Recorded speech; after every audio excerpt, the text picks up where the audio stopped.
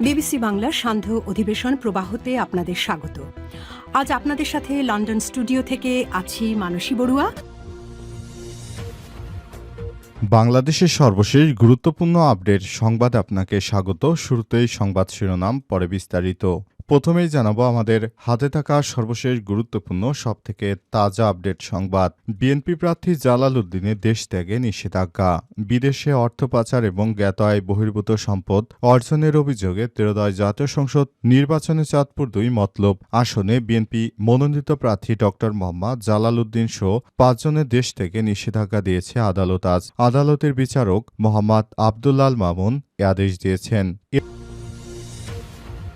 এরপর জানাবো, প্রথম আলোর কার্যালয়ে হামলার ঘটনায় গ্রেপ্তার ১৫ আসামি কারাগারে। দৈনিক প্রথম আলোর কার্যালয়ে হামলা ও ভাঙচুর, লুটপাট, অগ্নিসংযোগের মামলায় ১৫ জনকে কারাগারে পাঠিয়েছে আদালত। আজ ঢাকার মেট্রোপলিটন ম্যাজিস্ট্রেট সাইফুজ্জামান তাদের জামিন আবেদন নাকচ করে কারাগারে পাঠানোর আদেশ দেন। আসামিরা হলেন নাইম ইসলাম, সাগর ইসলাম, আহাদ শেখ, বিপ্লব ও নজরুল ইসলাম।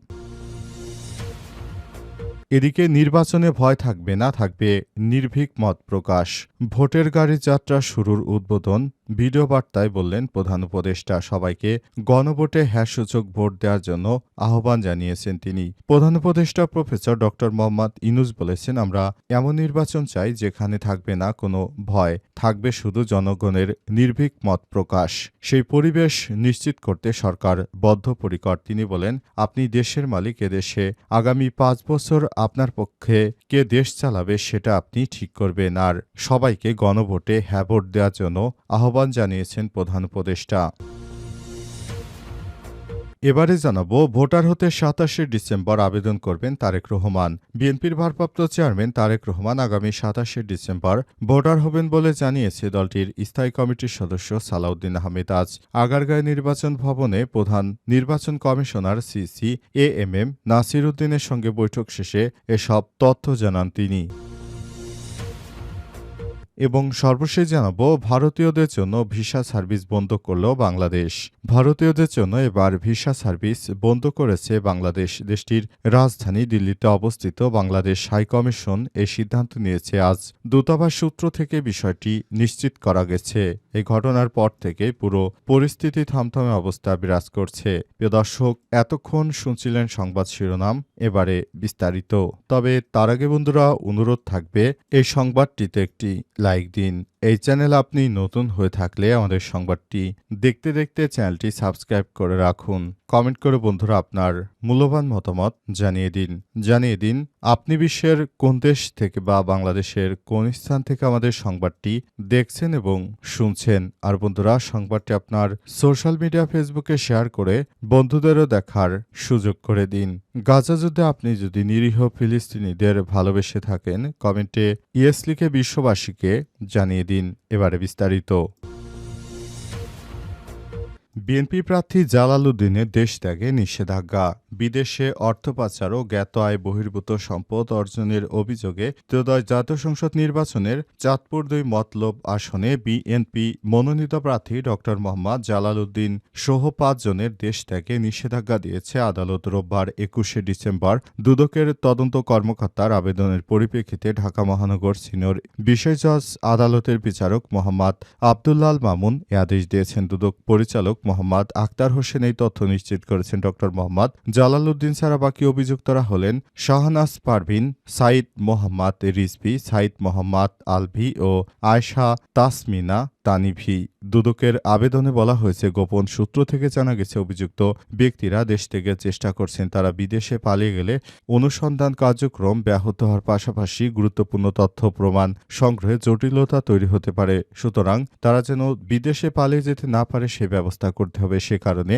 জনস্বার্থে তাদের বিদেশ গমনে নিষেধাজ্ঞা দেওয়া প্রয়োজন। এই পরিপ্রেক্ষিতে আদালত আবেদনটি মঞ্জুর করেছে এবং দুদকের পক্ষ থেকে বলা হয়েছে, উক্ত ব্যক্তি নানাভাবে নানা সমস্যায় যুক্ত ছিল, এ কারণে তাকে আটক করতে হবে এবং তাদের ব্যাপারটি নিয়ে কাজ করছে সরকার। ইতিমধ্যে সরকারের পক্ষ থেকে বিষয়টি নিশ্চিত করা হয়েছে যে তাদেরকে কোনোভাবেই ছাড় দেওয়া হবে না। যারা দুর্নীতি করেছে তাদেরকে আটক করতে হবে এবং আটক করে খুব দ্রুততম সময়ের মধ্যে সবাইকে আরও বেশি শাস্তির আওতায় নিয়ে আসতে হবে। প্রথম আলোর কার্যালয়ে হামলার ঘটনায় গ্রেপ্তার ১৫ আসামি কারাগারে। দৈনিক প্রথম আলোর কার্যালয়ে হামলা ভাঙচুর ও লুটপাট ও অগ্নিসংযোগের ঘটনায় ১৫ জন আসামিকে গ্রেপ্তার করেছে ঢাকা মেট্রোপলিটন পুলিশ। এই ঘটনায় এখন ১৫ জনকে কারাগারে পাঠানো হয়েছে। জানা গেছে তারা নাকি মব সৃষ্টি করে সব হামলা ও ভাঙচুরের ঘটনা ঘটেছে এমন একটি অভিযোগ এনে তাদেরকে আটক করার সিদ্ধান্ত নেয় পুলিশ। এরপরই তাদেরকে দেশের বিভিন্ন জায়গায় অভিযান চালিয়ে তারপর আটক করা হয়েছে। জানা গেছে তারা শরীফ ওসমান হাদি যেদিন মারা গেল সেদিন প্রথম আলো এবং ডেইলি স্টারের কার্যালয়ে হামলা ভাঙচুর করে অগ্নিসংযোগের ঘটনা ঘটায়। এই ঘটনার পর থেকেই পুরো দেশের মধ্যে পরিস্থিতি থমথমে অবস্থা বিরাজ করছে এবং এই থমথমে অবস্থা বিরাজ করার কারণে মূলত এসব সমস্যার সৃষ্টি হয়েছে। নতুন বাংলাদেশ গড়ে তুলতে হলে সবাইকে নিয়ে কাজ করতে হবে। দেশটা আমাদের, সুতরাং আমাদেরকে আরও বেশি দায়িত্বশীল ভূমিকা পালন করতে হবে। সবাইকে নিয়ে একসঙ্গে কাজ করতে হবে যাতে করে দেশের অভ্যন্তরে কোনো ধরনের সমস্যা সৃষ্টি না হয়। নতুন বাংলাদেশ গড়ে তুলতে হবে বলে প্রশাসনের পক্ষ থেকে বলা হয়েছে। এজন্য যারাই মব সৃষ্টি করছে তাদের বিরুদ্ধে যথাযথ ব্যবস্থা গ্রহণ করছে প্রশাসন। প্রশাসনের পক্ষ থেকে ইতিমধ্যে এসব বিষয় নিয়ে খুবই দ্রুততার সঙ্গে কাজ করা হচ্ছে যাতে করে আর ভবিষ্যতে কেউ মব সৃষ্টি করতে না পারে, সেজন্য তারা অনেক বেশি তৎপর। ইতিমধ্যে এসব বিষয় নিয়ে সরকারের যে নির্দেশনা সে মোতাবেক তারা কাজ শুরু করেছে। আশা করা হচ্ছে আর বাংলাদেশে কেউ মব সৃষ্টি করতে পারবে না, সেই ব্যাপারটি নিয়ে তারা দেখভাল করছেন। নির্বাচন করার সময় কোনো ভয় থাকবে না, থাকবে নির্ভীক মত প্রকাশ। ভোটের গাড়িযাত্রা শুরুর উদ্বোধনে ভিডিও বার্তায় বললেন প্রধান উপদেষ্টা প্রফেসর ডক্টর মোহাম্মদ ইউনূস বলেছেন, আমরা এমন একটি নির্বাচন চাই যে নির্বাচনে কোনো ভীতি থাকবে না, কোনো ভয় থাকবে না। নির্বাচনটা আমাদের সুষ্ঠু ও সুন্দরভাবে করতে হবে, সেজন্য আমরা বদ্ধপরিকর। দেশের প্রতিটি মানুষকে এই ব্যাপারটি নিয়ে আমি সজাগ করতে চাই যাতে করে দেশটা আমাদের সুন্দরভাবে চলতে পারে। সেজন্য ব্যাপারটি নিয়ে আমরা কাজ করতে পারি। পুরো বাংলাদেশটাকে সুন্দরভাবে সাজিয়ে গুছিয়ে নিতে হবে যাতে করে দেশটা আমরা সেভাবেই চালিয়ে যেতে পারি। বাংলাদেশের প্রতিটি জায়গায় জায়গায় এখন নানাভাবে অনেকেই আইনশৃঙ্খলার দুর্বলতাকে কেন্দ্র করে অনেকেই নানাভাবে সমস্যার সৃষ্টি করতে চাইছে। যারা এই ধরনের দুষ্কৃতকারী রয়েছে তাদেরকে কোনোভাবেই ছাড় দেওয়া হবে না বলে সরকারের পক্ষ থেকে বলা হয়েছে এবং সে অনুযায়ী সরকার কাজ করছে।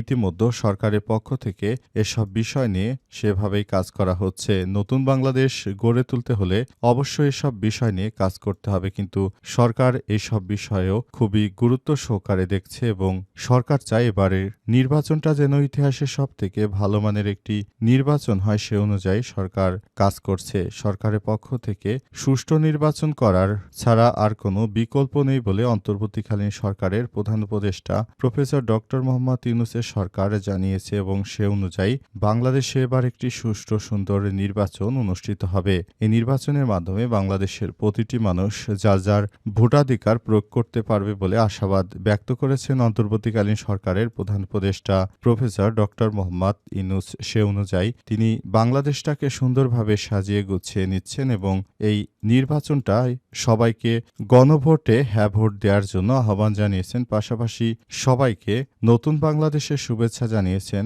অন্তর্বর্তীকালীন সরকারের প্রধান উপদেষ্টা professor doctor Mohammad Yunus. Voter হতে ২৭শে ডিসেম্বর আবেদন করবেন তারেক রহমান। বিএনপির ভারপ্রাপ্ত চেয়ারম্যান তারেক রহমান তিনি দীর্ঘদিন লন্ডনে ছিলেন। লন্ডনে শেখ হাসিনার কারণে তিনি দেশ ছাড়তে বাধ্য হন। শেখ হাসিনা ক্ষমতায় থাকতে তিনি সবসময় বলেছেন তারেক রহমান লন্ডনে পলাতক রয়েছে। এখন শেখ হাসিনা দেশ ছেড়ে পালিয়ে যাওয়ার পর লন্ডন থেকে বিএনপির ভারপ্রাপ্ত চেয়ারম্যান তারেক রহমান দেশে ফিরবেন ২৫শে ডিসেম্বর বড়দিন, আর এরপর ২৭ তারিখে তিনি তার ভোটার হওয়ার জন্য আবেদন করবেন বলে জানা গেছে। যদিও এই ভোটার সিস্টেমটি শেখ হাসিনা সরকারই চালু করেছিল। সে অনুযায়ী শেখ হাসিনা সরকার যখন চালু করেছিল তখন তারেক রহমান ইতিমধ্যেই তিনি লন্ডনে রয়েছেন এবং এ কারণে তিনি ভোটার হতে পারেনি। তাই দীর্ঘ প্রায় ১৭-১৮ বছর পর দেশে ফিরে প্রথমে তিনি ভোটার হতে চান এবং এই ভোটার হওয়ার মাধ্যমে তিনি বাংলাদেশটাকে সুন্দরভাবে সাজিয়ে গুছিয়ে আগামী জাতীয় সংসদ নির্বাচনে তিনি প্রার্থী হওয়ার মাধ্যমে সবাইকে আরও বেশি সারপ্রাইজ করতে চান। কারণ কারণ দেশের প্রতিটি মানুষ তার জন্য নাকি অপেক্ষা করে আসছে। বিএনপির মহাসচিব মির্জা ফখরুল ইসলাম আলমগীর জানিয়েছেন, আমাদের নেতা তারেক রহমান ২৫ তারিখে আসবে, ওই দিন দেশ কেঁপে উঠবে। সুতরাং এই ব্যাপারটি বিএনপির পক্ষ থেকে বলা হচ্ছে এবং নতুন বাংলাদেশ গড়ে তোলার জন্য বিএনপি কাজ করছে। ইতিমধ্যেই ২৫শে ডিসেম্বর বন্ধ থাকবে ৩ ট্রেন, ১০টি বিশেষ ট্রেন পাচ্ছে বিএনপি। এই ট্রেনের মাধ্যমে ঢাকায় আসবে বিএনপির নেতাকর্মীরা।